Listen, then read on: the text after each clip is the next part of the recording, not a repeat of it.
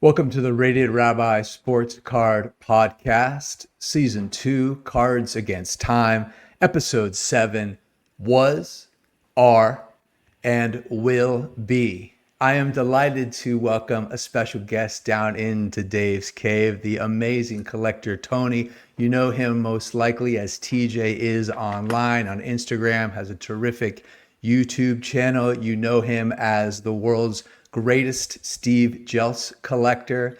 Not to mention, he's got the Jeltz ready. I love it. Not to mention a phenomenal, deep Steve Carlton and Mike Schmidt collection. You may notice over his shoulder the art from the incredible 1968 Topps 3D Roberto Clemente, also a part of his PC. And if I'm not mistaken, it is pinned to your Instagram page. A terrific collector, a collection that is both wide and deep, and really just one of the smart, good guys in the hobby. Welcome to the show, Tony.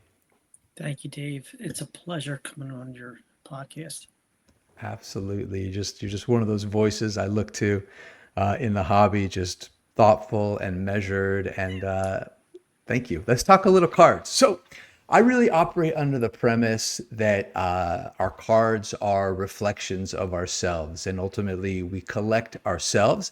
And in preparation for this show today, I asked you to bring one item from your collection, something with a story, something with provenance, as our way for our audience to get to know you better. So, what do you got? I know you said only bring one, but I brought two sets of one, Okay, if that's okay. So in of course. 1992, I was I was in high school, sophomore. I got my Shaquille O'Neal rookie cards. I was Oh all yeah, happy, and oh then I yeah. discovered other things, that high school students do. So from 1992 to 2018, I was out of the hobby. I did other things, Wow. collected other things like Super Bowl tickets and little few other things, but I not a single card really. But Okay. so when summer of 2018 came along, I'm like, maybe it's time I get back in. So Mhm. I went on eBay. They had eBay Bucks then, Uh and there was huh. a coupon. And I in June and July of 2018, I picked up two cards I always wanted since I was a child. Okay. And one was a 65 Carlton rookie Ah. card and a PSA 8, Oh. and like Yeah. $325. And Yeah. it's Yeah. nicely priced. And then also growing up in the 1980s, I was a Flyers fan, and I always liked OPG cards. Now we had them in Hmm. baseball, but you really couldn't find them in my area. So I picked up the 73 Oh. Schmidt OPG, also in a PSA 8. And I Wow. think with the eBay bucks and the coupon, this might have been 450. Oh my God. OPG 73 Schmidt in a Yeah. PSA 8. Is the Carlton an OPG also? No, no, No, no. it's tops, Carlton. right? Yeah, Carlton's first OPG was 1967, and I have that one too in the 67. lower Nice. grade. And Wow. So why those two? because it's a journey. When I got back into the hobby, it was a journey of what did I always want as a child. I grew up watching Carlton and Schmidt. I mean, Mm-hmm. Schmidt a little bit more than Steve, but at the tail end of their careers. And what two better Philadelphia athletes to collect other than these two guys who I Mm-hmm. watched playing at the concrete Veteran Stadium? Oh yeah. Has many names, but a lot of memories. And I also grew up with the stadium in my backyard practically. Oh wow. So just a lot of good memories. What's your favorite Schmidt card? 73 OPG. Oh, that's your favorite Schmidt card, full stop, and you have it right Hmm. in your hand. Is your Hmm. favorite Carlton also his rookie? Yes, a lot of Yes. people don't like the multi rookie Right. cards, with dual player, but I Right. like it. I mean, it just black Totally. design. It's he's got a black Cardinals helmet. Just fits Ackley.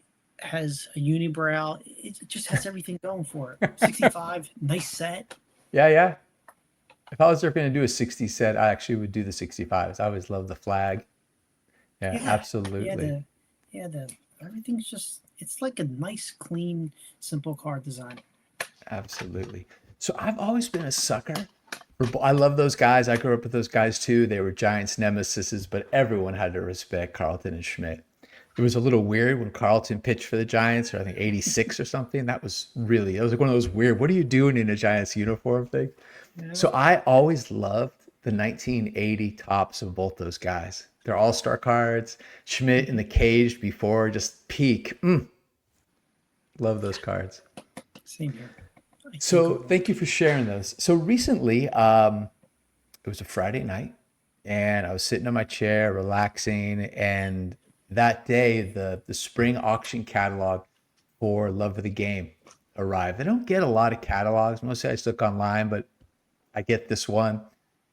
It's really nice just to flip through a catalog and either with little flags, marked pages, or dog ear the corners. And there were some gorgeous items in this last catalog. The next morning, I was out walking the dog and listening to your new episode at that time on your YouTube channel, and you were describing T206, T205, T202 consignments that you had consigned. And we're going to get into some of the others in a minute that you had recently consigned to Love of the Game, including one that I like dog-eared, flagged, like this is it. This is the highest card on my list of priorities. You consigned a 1909, 1911 T206 orange cob, technically a red, but because of the printing, it really presents more orange. Stunning, stunning card. Maybe I'll ask you to tell us a little bit about it. Um, and over the course of the next week or two, you put out just very short, very clear, very objective. Really want to really underline that, really objective previews of the cards that you had consigned to Love of the Game. So, taking a half a step back, why did you choose Love of the Game? Uh, Talked to multiple auction houses, and I just felt the most comfortable with Al and his team. Um, a series of 2 months, and I met Al at the Past National. We had common friends, and I know of Andrew, his father in the hobby, and just Mm-hmm. talking a little bit. And uh, between that and another auction house, it was a tough decision, but I had to do what I thought was best for me. And I Good think for you. love of the game for these particular items had the best of both worlds: platform, audience, the being established within the hobby. It just looked like the right thing to do. Yeah, yeah. I mean, I've never Perfect consigned to marriage. an auction house. I'm sorry I interrupted you. Oh, sorry, it was a perfect marriage, Perfect so to match. speak. Great. Um, I used to collect Star Wars figures from 77 up to 83, Hmm. and I did consign those to Hake, so I had a kind of an idea what to expect. Okay. But sports cards, I have never done anything like this, and it was 150 some cards and 137 lots. Wow, 100. Wow, huge Yeah. consignment. Uh, how did you go about choosing what to consign? So I started collecting watches and Lego sets in two, 2012, 13 time frame. When my kids were into Lego and Hmm. started liking wristwatches, certain models, and I just started noticing where if you put something in a box, like we do with our cards, Hmm. regardless of what type of box, and if you don't look at it 6 months, give it another 6 months, Okay. and then now you're a year without looking at it. And I wasn't making videos about these cards. I had all the scans on my Flickr page, and I just decided the journey of collecting 35 years worth of cards being out of the hobby, and I did that in about 4 years. Hmm. So maybe a little bit, say, eating too much at the dessert table Hmm. or the buffet. Hmm. So the journey was great. Having the cards were great, but I thought it was time to move these cards on to someone else, which these cards can be part of their journey, so I can begin or continue a different journey that I started after I collected these That's wonderful. It's 40s, interesting 50s, these cards. to look at our collections, and we know eventually we gotta get rid of them at some point. I like that 6 months and 6 months. I have a Yeah, 36 DiMaggio R312. It's really nice, Beautiful, but it's beautiful. oversized, but it's beautiful. It's a beautiful example, but Hmm. it's just put away. Yeah, that's a great way to think of it. 6 months and 6 months. You don't do anything rash.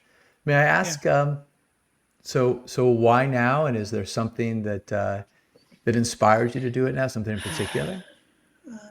I kept putting it off. I was thinking about doing this in 2025, and I was lucky enough to, in 3 days, I found a 1914 Cracker Jack Walter Johnson in Mm. a PSA 2.5 grade, and a 1915 Cracker Jack Hannes Wagner in a Ooh. PSA 2 grade.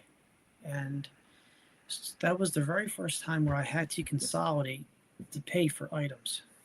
So luckily I did it up front. So I learned my lesson around that, and looked through the items, and I picked out all Mickey Mantle cards. I should really make a Okay. video about this. 19 Mickey Mantle cards, Okay. and pretty much every single cards he had, except for 52 tops. I never owned that.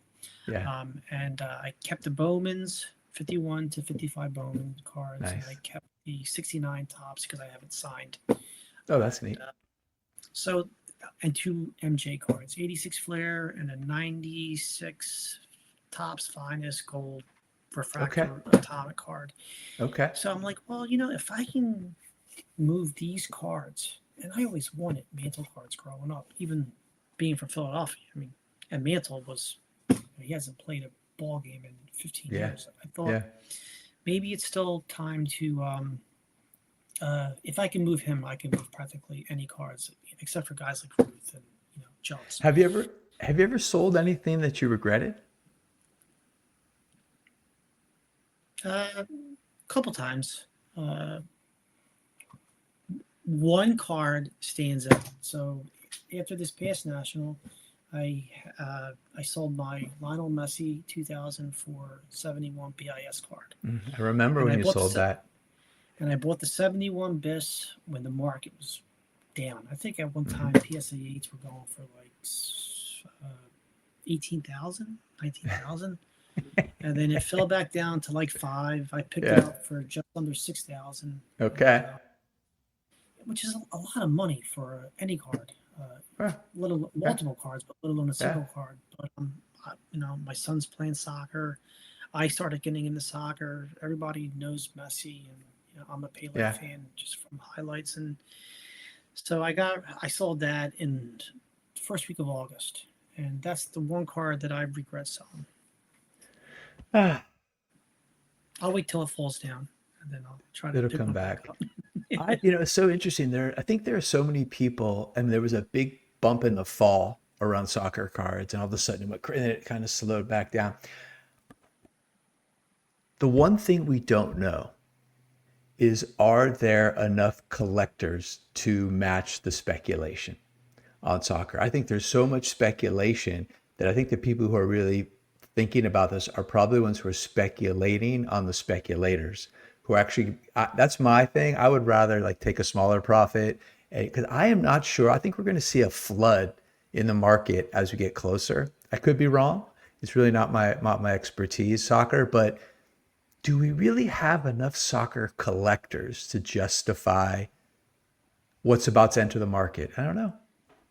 Yeah, it'd be fun to watch. Yeah, it's a good question. Uh, But for us, we're caretakers of these cards, as you say many yeah, times, and you know, and with that Lionel Messi card, I still have all my others, but not that one. And I'm like, if it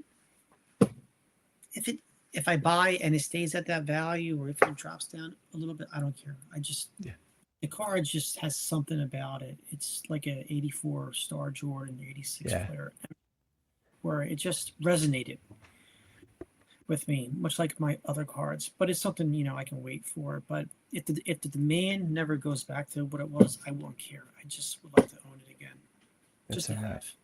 There's something about rookie cards, I got to admit. Hmm. So, I followed the Love of the Game auction, and I used to sort of stay back and then just bid on a couple of items.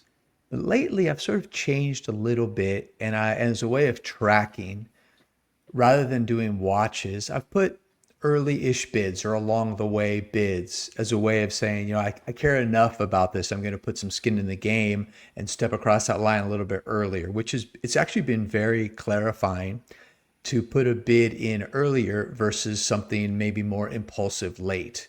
Where so in that way, also like the early bids, they never win, but I'm in.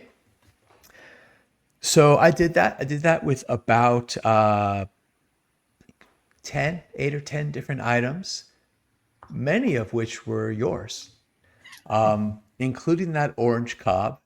And I will tell you that I got blown out of the water. I'd rather get blown out than be the underbidder. Doesn't hurt.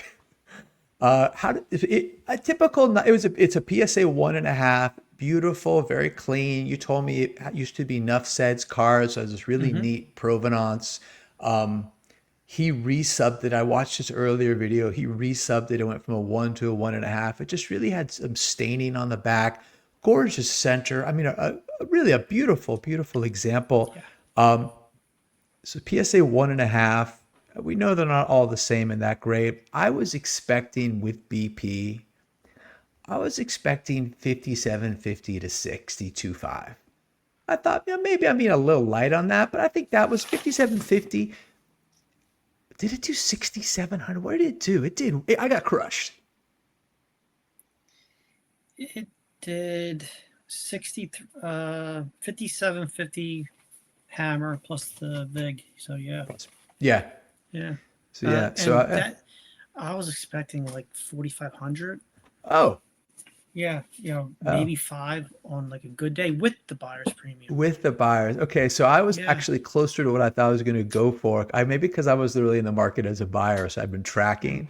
And I had also built in, and we're going to talk about this in a second. I think now people are doing an overpay and overreach on eye appeal. And I listen, I would rather pay more for a good looking car, but I can't help but wonder how many collectors have come into the hobby in the last, let's say 24 to 36 months with, and are sort of the inheritors of an acquired wisdom that's come into the hobby around eye appeal. So they're up to speed faster than, say, someone who came in 5 or 8 years ago. I just think that people now are paying for not rare cards, but so no, they don't want to get the ugly example. I wonder if people are like overpaying a little bit and not recognizing the pops on a lot of these are still significant. So maybe I'm wrong, but it has changed the way I've been thinking about collecting, in particular when it comes to centering. Centering, I know centering is everybody's darling. People now have their cars covered with stickers. They remind me of the back of 1980s Volvo station wagons. Keep Tahoe blue, save the whales, no nukes, stickers everywhere. It's cool, I get it, but I just wonder, are we overpaying a little bit? So anyway, we're gonna move towards our conclusion. And really, this is such a highlight for me to get to have this mail day with you, Tone. So there it is, love of the game. Won the auction Sunday night, received the invoice Monday morning, paid it instantly. By Saturday night, the box was in my hands. And I've somehow managed to practice hobby tantra for these last 48 hours. I've not opened this up. A lot of deep breaths. Thanks again for making some time to come on the show. It's my pleasure. I just can't believe that you didn't open it yet. I want to open it with you. I mean, you can't All keep right, sealed all right. wax around my house. I open everything up. Oh, okay, here we go. Here is the mail day. So for folks that are watching and listening, I have no idea what you purchased. You have Zero. no idea what I purchased? No. You were so kind and generous, though, with not just the videos for everyone. You and I messaged a ton. And I would say, folks, if you know somebody who's selling a card, reach out to them. You'll get so much more information talking to the person than you can get just from from images and descriptions. So the first card, I came into 2026 with a 20 card want list with 4 tiers: one, two, three, four. So far, before this card, I'd knocked off 6 of them. Some are just, they never come up, but some are just a matter of finding the right example. So I've gotten 6 of the 20. This is 7. I also collect Obsidian Supernovas and some of the Giants World Series super short points, but super short prints, but primarily these 20 cards. And this was a tier 2 card. This was card 2 on tier 2. It's my pleasure to introduce you to your was. This is, and who knows whose it will be someday. But for now, this 1961 Fleer Bill Russell in a PSA 2 is mine. It's a beautiful example, my friend. Yeah, so I had thoughts about putting together the 61 Flair set. Mm-hmm.